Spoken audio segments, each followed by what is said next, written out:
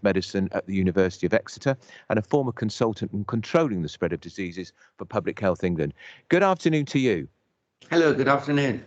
Now, where do we start on all of this? Could I ask you, first of all, self-isolation? We know a lot of people currently they are not getting very terribly sick with the new variant. They've got mild cold symptoms, and a lot of people are saying they're up and about, they're fine after 5-6 days. Do you think there is virtue in cutting the isolation period from 10 to 7 days, not least because so many people who work in the NHS are going down with the new variant and are then not able to do their job for 10 days?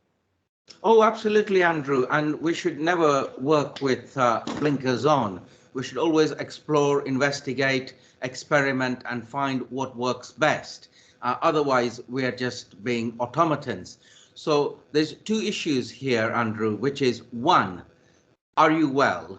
And that's a separate compartment to the other compartment where I come in and where we want to be very, very careful, which is, have you stopped being infectious?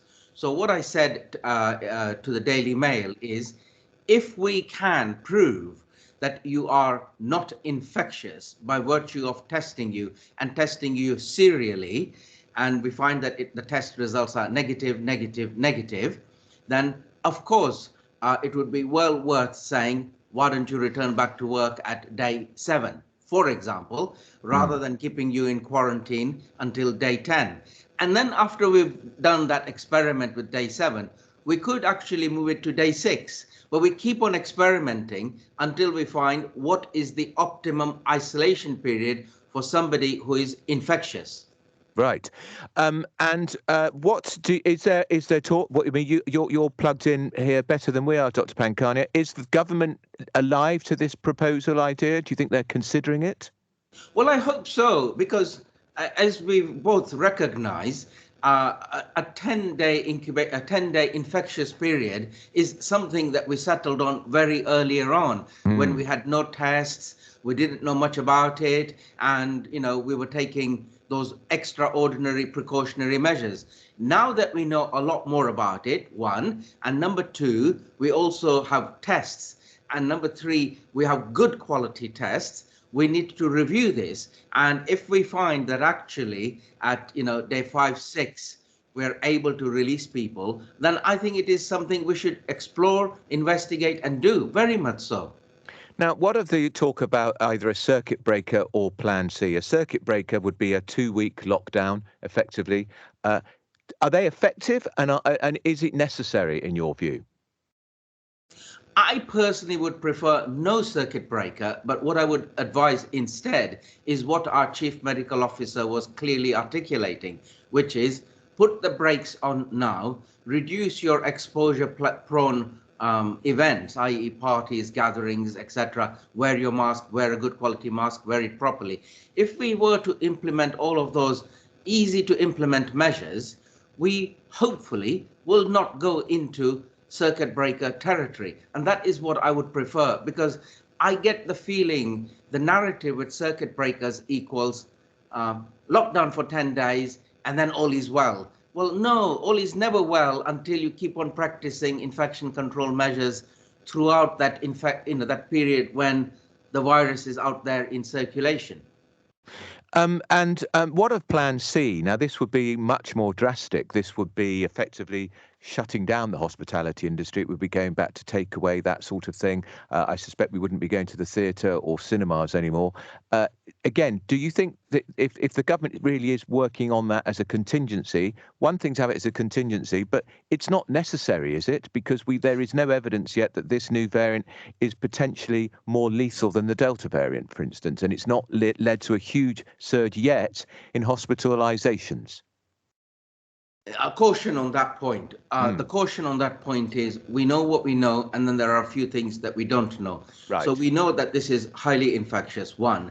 Number two, we also know that it is antibody escaping. In other words, the antibodies so created by our vaccines. And that's why we are onto the vaccines plus booster to create more of those antibodies to counter the vaccine bypassing efficacy of the new variant. Okay, so should we go into Plan C? Well, again, I go back to you and say, If you do what I am advising, which is apply the brakes now, you won't need B or C. And I think it's much better to apply brakes rather than to go into shutdown mode, because shutdown equals then you come out of it and you go back to your old practices.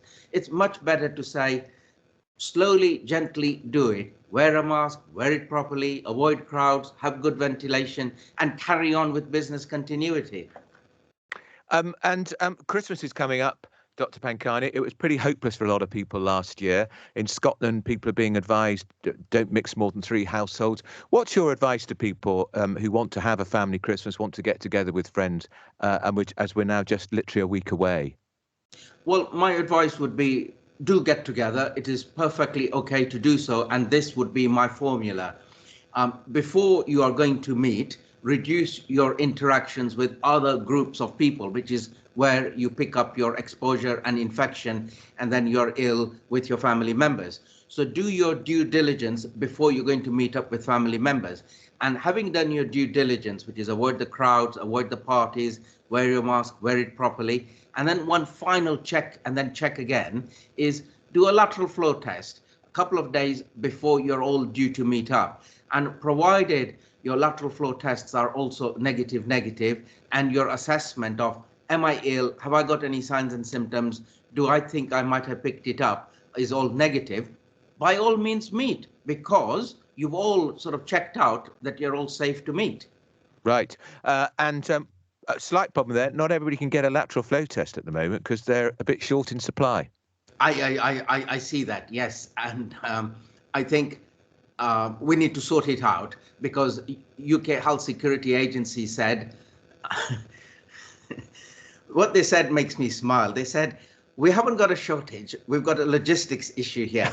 And this is repeating what we had Jenny Harris saying about PPEs almost 2 years ago. Yeah. So I'm thinking, are you rehearsing your script again? I would say, look, come on, people want to get together, make those kits available, do as I am suggesting, which is test yourself before you meet. It will be brilliant. Why not? Absolutely. That's Dr. Bharat Pankania, who's Senior Clinical Lecturer in Public Health Medicine at the University of Exeter, and he was a consultant on controlling